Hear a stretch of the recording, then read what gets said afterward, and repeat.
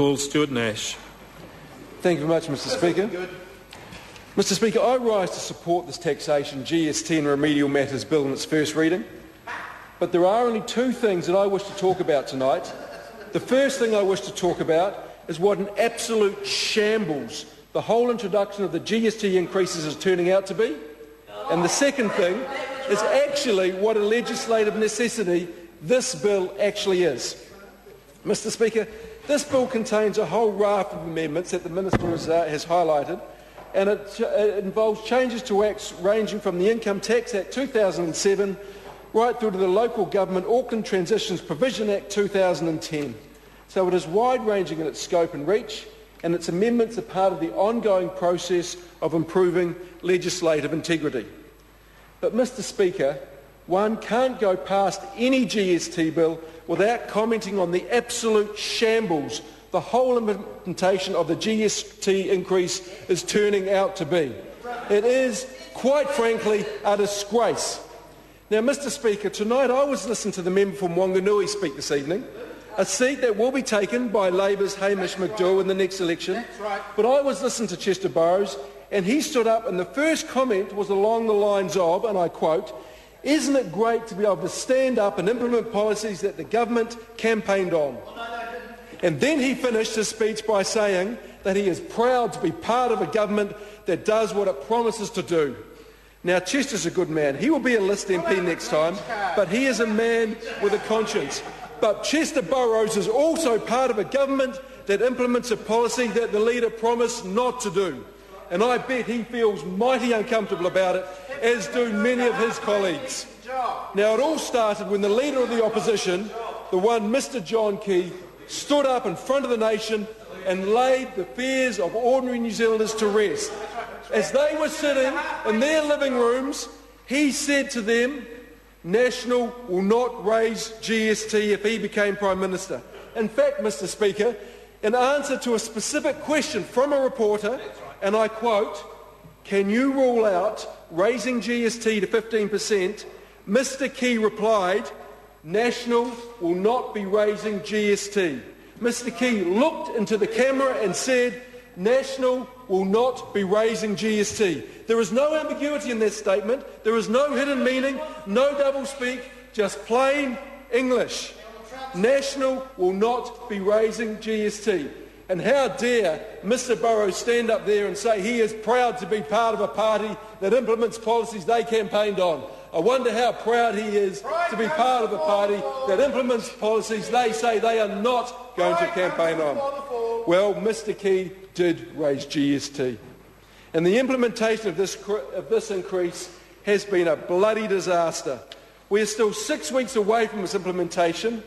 And, Mr Speaker, on the 10th of August, a large accountancy firm, Ernst & Young, threw up its hands in frustration and in a press release stated, and I quote, "We face the harsh reality that on October the 1st, GST increased to 15%.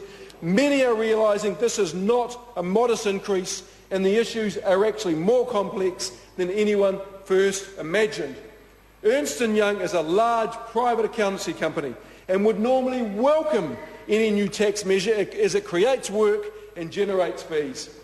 However, this time, even they are finding all the changes to GST totally ill-conceived and very poorly planned and very poorly communicated.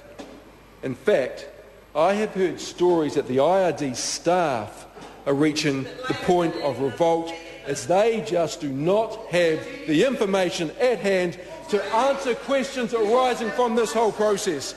And what's the cost of this going to be? Every small company that runs the accounting package, Mind Your Own Business, or currently known as MYOB, will pay $229 plus GST for the accounting upgrade and $269 plus GST for the payroll upgrade. That's $498 plus GST for every small business in this country. Now, my advice to MYOB users is to purchase the upgrades before the 1st of October because you will save yourself $12.45 in GST. Of course, not every small business runs MYOB, but this is a pretty standard, off-the-shelf accounting package. So let's hypothesise here. Let's say there are around 100,000 SMEs using some form of accounting package.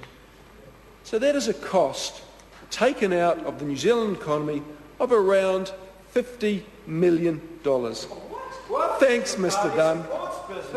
In fact, I think it's pretty fair to say, and we've got our Deputy Leader here, I think it's pretty fair to say to Mr. Dunn that he won't be Minister of Revenue in 18 months' time in the 6th Labor government like he was in the 5th Labor government. Quite sure of that. In fact, I think it's pretty safe to say that Charles Chauvel will ensure that Mr. Dunn is in fact no longer an MP. Now, there is a second point I would like to make, Mr. Speaker.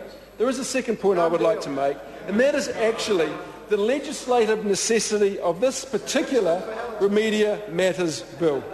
By definition, Remedial Matter bills are supported as they play an important role in tidying up legislation, closing down holes or gaps that people may be exploited. This is certainly the case excuse me, in this bill. I must admit, though, when I saw another tax bill in the order paper, I wonder what pain Mr. Dunn was planning on inflicting on New Zealanders. I wonder what dreaded scheme Mr. Key and Mr. English had concocted to take more money from the majority of hard-working New Zealanders.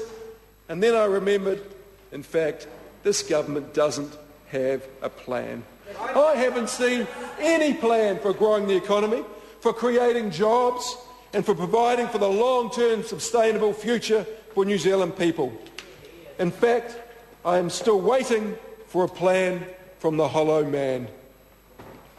Mr. Speaker, the headline provision of this bill is that it requires GST registered vendors to charge, subject to certain conditions, GST at the rate of 0% on any supply to a registered person involving land on which land is a component.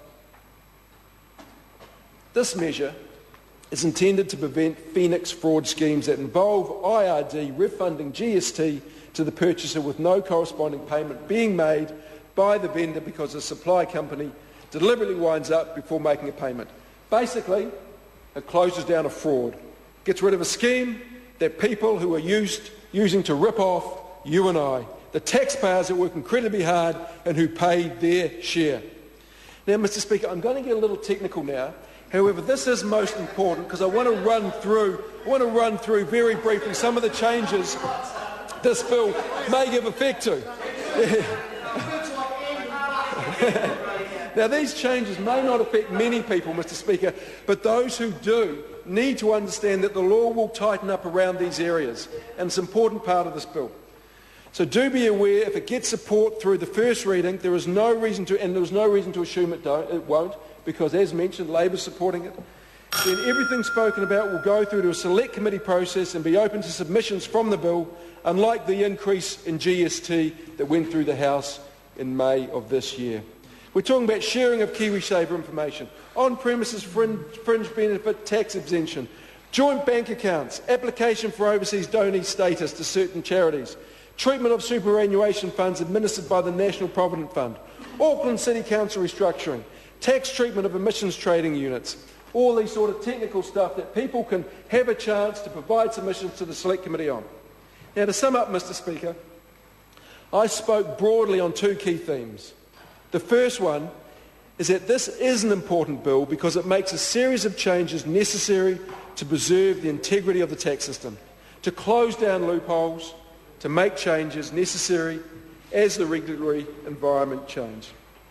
This bill is likely to go through the Select Committee, so people of New Zealand will be able to have their say to exercise their demographic right in this tax bill, give submissions, speak to their ideas and challenge the process. Unlike the tax bill that increased the rate of GST to 15%, New Zealanders had no say in that.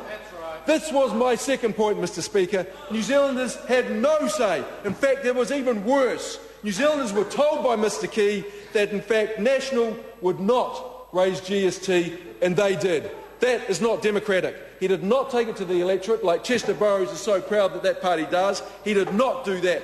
He sideswiped the democratic process and he told the people of New Zealand something that he went back on. He flip-flopped. There is no plan, Mr. Speaker. There is no strategy, not even any milestones, just gallstones. very painful and impossible to pass without urgency.